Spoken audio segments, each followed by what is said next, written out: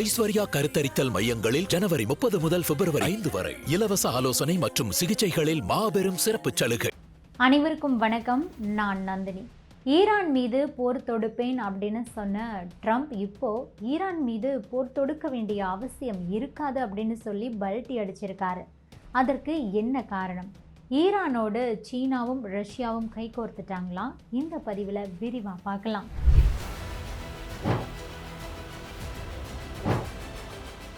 ஈரானில் தற்போது உள்நாட்டு குழப்பம் நிலவிக்கிட்டு இருக்கு.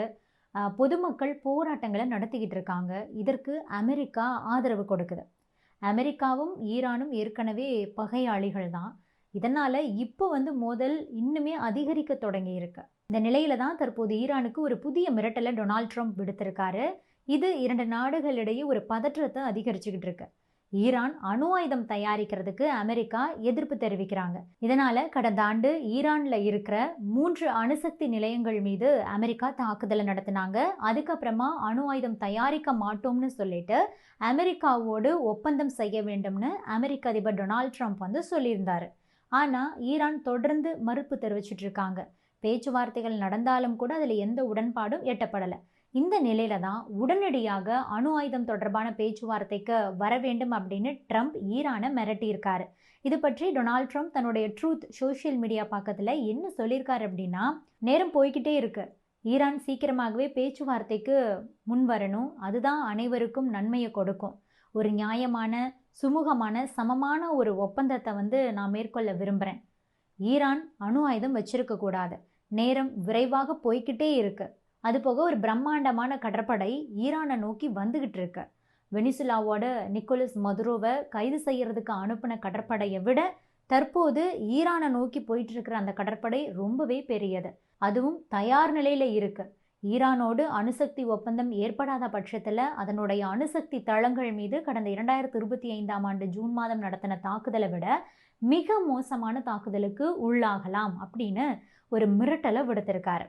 இந்த நிலையில தான் வெனிசுலா பாணியில் ஈரானுக்குள்ள நுழைஞ்சு அந்த நாட்டோட உச்சபட்ச தலைவராக இருக்கிற அயதுல்லா அலி கமேனியை ட்ரம்ப் கைது செய்ய போறாரா அப்படிங்கிற ஒரு கேள்வி எழுந்துச்சு. இது ஈரானில் ஒரு மிகப்பெரிய பதற்றத்தை ஏற்படுத்தி இருக்கு. அமெரிக்கா எப்போது வேண்டுமானாலும் போர் தொடுக்கலாம் அப்படிங்கிற பேச்சு தான் அடிபட்டுக்கிட்டு இருக்கு. தற்போது ஈரானுடைய உயர்மட்ட தலைவர் அயதுல்லா அலி கமேனி பூமிக்கடியில் அமைக்கப்பட்டிருக்கக்கூடிய சுரங்கத்தில் பதுங்கியிருக்காரு. இந்த சுரங்கம் ரொம்பவே பாதுகாப்பு அம்சங்களை கொண்டது. அதுபோக சுரங்கத்துக்கு கீழே தாக்குதல் நடத்தப்பட்டது அப்படின்னா சீக்கிரமாக தப்பிக்கக்கூடிய வகையில் பல சுரங்க பாதைகளை கொண்டதாக தான் அந்த இடமே அமைஞ்சிருக்கு அப்படின்னு தகவல்கள் வெளியாகிட்டு இருக்கு. அயதுல்லா அலி கமேனி ஒரு பக்கம் சேஃபாக இருந்தாலும் ட்ரம்ப்போட மிரட்டலுக்கு ஈரான் கொந்தளிச்சிருக்கு. அமெரிக்காவுக்கு நாங்கள் உரிய முறையில் பதிலடி கொடுப்போம், பதிலடி கொடுக்க நாங்கள் தயார் நிலையில தான் இருக்கிறோம் அப்படிங்கிற ஒரு அறிவிப்பையும் கொடுத்திருக்காங்க.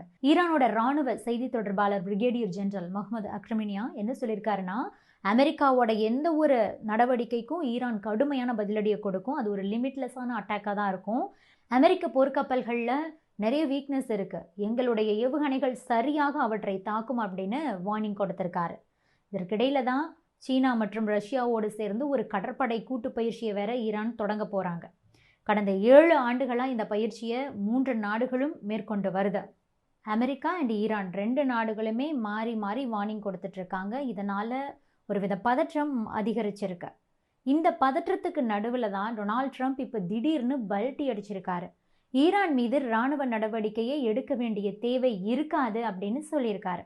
இது பற்றி டொனால்ட் ட்ரம்ப் என்ன பேசியிருக்காருன்னா, ஈரானோடு நான் பேச்சுவார்த்தையை நடத்தியிருக்கேன், தொடர்ந்து பேச போகிறேன், போர்க்கப்பல்களோடு கடற்படை பிரிவு ஒன்று ஈரானை நோக்கி புறப்பட்டிருக்கு, அதை நாங்கள் பயன்படுத்த வேண்டிய அவசியம் இருக்காதுன்னு நாங்கள் நம்புகிறோம் அப்படின்னு சொல்லியிருக்காரு.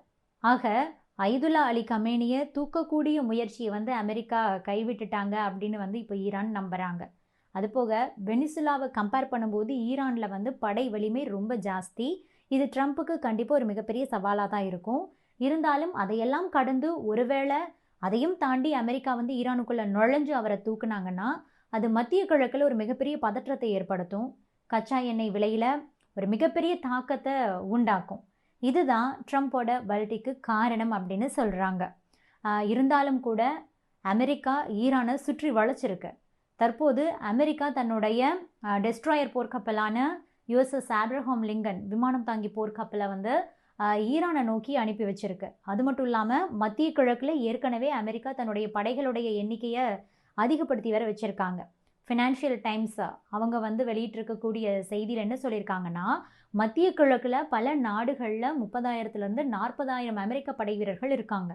5 விமான பிரிவுகள், அது போக 5 போர்க்கப்பல்கள் வேற நிலைநிறுத்தப்பட்டிருக்கு. இதில் கூடுதல் வான் பாதுகாப்பு அமைப்புகளும் கூட இருக்கு. யுஎஸ்எஸ் ஆப்ரஹாம் லிங்கன் விமானம் தாங்கி போர்க்கப்பல், F-18 ரக போர் விமானங்கள், ரேடாரில் சிக்காமல் தாக்கக்கூடிய F-35 ரக விமானங்கள், அதுபோக எலக்ட்ரானிக் வார்ஃபேர்க்காகவே வடிவமைக்கப்பட்ட EA-18 கிராவ்லட்ஸ் ரக விமானங்களையும் வந்து குவிச்சு வச்சுருக்காங்க. மத்திய கிழக்கில் அமெரிக்கா தன்னுடைய விமானப்படை தளம் உள்ளிட்ட அனைத்து இடங்களையும் பாதுகாக்கிறதுக்கு வான்வெளி பாதுகாப்பையும் அதிகரிச்சிட்டாங்க. இந்த நிலையில தான் அமெரிக்க அதிபர் டொனால்ட் ட்ரம்ப் ஈரானை பகிரங்கமாக மிரட்டி இருக்காரு. அதோடு நாங்கள் போர் தொடுக்கிற அளவுக்கு அவசியம் ஏற்படாதுன்னு நம்புகிறோங்கிற ஒரு பதிலையும் வேற கொடுத்துருக்காரு. இந்த ஈரான் விவகாரத்தை பொறுத்த வரைக்கும் அமெரிக்காவோட தலையீட்டை ரஷ்யா, சீனா இந்த 2 நாடுகளுமே சுத்தமாக விரும்பலை. கடந்த ஆண்டு நிகழ்த்தப்பட்ட தாக்குதல் மாதிரியே ஈரான் மீது தாக்குதல் நடத்த அமெரிக்கா நினச்சதுன்னா பேரழிவு ஏற்படும்னு ரஷ்யா ஏற்கனவே எச்சரிக்கை விடுத்திருக்கு. சீனாவும் கூட ஈரான் மீது அமெரிக்கா தாக்குதலை நடத்தக்கூடாது, அப்படி நடத்தினா அது மத்திய கிழக்கில் அமைதியின்மையை வந்து கண்டிப்பாக ஏற்படுத்தும், அமெரிக்கா முதலில் அமைதியாக இருக்க வேண்டும் அப்படின்னு சீனாவும் கூட ஏற்கனவே அறிவுறுத்தி இருக்கு. ஈரானை பொறுத்த வரைக்கும் ரஷ்யா, சீனா, வடகொரியா இந்த நாடுகள் அனைத்துமே நெருக்கமானது. இதற்கிடையில தான் சீனா மற்றும் ரஷ்யாவோடு சேர்ந்து ஒரு கடற்படை கூட்டு பயிற்சியை ஈரான் வந்து தொடங்க போகிறாங்க. கடந்த 7 ஆண்டுகளாக இந்த பயிற்சியை வந்து 3 நாடுகளுமே வந்து மேற்கொண்டு வர்றாங்க. அந்த வகையில் தான் தற்போது 8வது வருஷமாக இந்த பயிற்சி நடக்க போகுது. இந்திய பெருங்கடல் மற்றும் ஓமன் கடலில் தான் இந்த பயிற்சி நடக்குது. ஓமன் கடல் மற்றும் ஹர்முஸ் ஜலசந்தி வழியாக தான் உலகின் பெரும் பகுதி கச்சா எண்ணெய் வந்து கொண்டுட்டு போகப்படுது. இந்த பகுதியை தங்களுடைய கட்டுப்பாட்டில் வைக்கிறது தான் இந்த நாடுகளுடைய முக்கியமான ஒரு வியூகமே. இந்த பயிற்சியில் சீனாவுடைய தங்ஷான் போர்க்கப்பல் வந்து பங்கேற்க போகுது. இது யுஎஸ்எஸோட ஆப்ரஹாம் லிங்கன் அளவுக்கு சக்தி வாய்ந்தது கிடையாது. இருந்தாலும் இது சீன கடற்படையோட ஒரு நவீன டெஸ்ட்ராயர் போர்க்கப்பல். இதில் அதிநவீன ரேடார் அமைப்புகள் இருக்குது. வான்வழி இலக்குகளையும் கப்பல்களையும் தாக்கி அழிக்கக்கூடிய மிசைல்ஸ் இருக்குது. இதை வந்து சீனாவுடைய ஏஜிஎஸ் அப்படின்னே இராணுவ வல்லுநர்கள் சொல்கிறாங்க. அதே மாதிரி ஈரான் சார்பில் ஐரிஸ் மக்ரான் அப்படிங்கிற ஒரு போர்க்கப்பல் வந்து பயிற்சியில் ஈடுபட போகுது. இது ஈரானிய கடற்படையுடைய ஒரு மிகப்பெரிய கப்பல். ஒரு எண்ணெய் டேங்கர் கப்பலை இந்த மாதிரி போர்க்கப்பலாக வந்து உருமாற்றி வச்சுருக்காங்க. இதில் ஒரே நேரத்தில் பல ஹெலிகாப்டர்கள் வந்து தரையிறங்க முடியும். இது பார்த்திங்கன்னா சிறிய ரக ஏவுகணை படகுகளை கூட ஏற்றி செல்லக்கூடிய திறன் கொண்டது. இது கடலில் நீண்ட நாட்களுக்கு தங்கியிருந்து மற்ற கப்பல்களுக்கு தேவையான உதவிகளை எல்லாம் வழங்கக்கூடிய ஒரு கப்பல். இதுவே ரஷ்யாவை எடுத்துக்கிட்டோன்னா கோர்வெட் ஸ்டோய்கி கப்பல் வந்து பயிற்சியில் பங்கேற்குது. இது வந்து அளவில் சின்னதாக இருந்தாலும் கூட எதிரி கப்பல்களை துல்லியமாக தாக்கக்கூடிய ஏவுகணைகளை கொண்டு இருக்கு. அது போக நீர்மூழ்கி கப்பல்களை கண்டறிந்து அழிக்கக்கூடிய எக்யூப்மெண்ட்ஸ் இதில் இருக்கு. இந்த 3ம் சேர்ந்ததுன்னா ஆப்ரஹாம் லிங்கனையே வந்து தோற்கடிக்க முடியும் அப்படிங்கிறது நாம் இங்கே குறிப்பிட்டு சொல்லணும். இது பற்றி நீங்கள் என்ன நினைக்கிறீங்க? உங்களுடைய கருத்துக்களையும் பதிவு பண்ணுங்க. Subscribe to One India and never miss an update.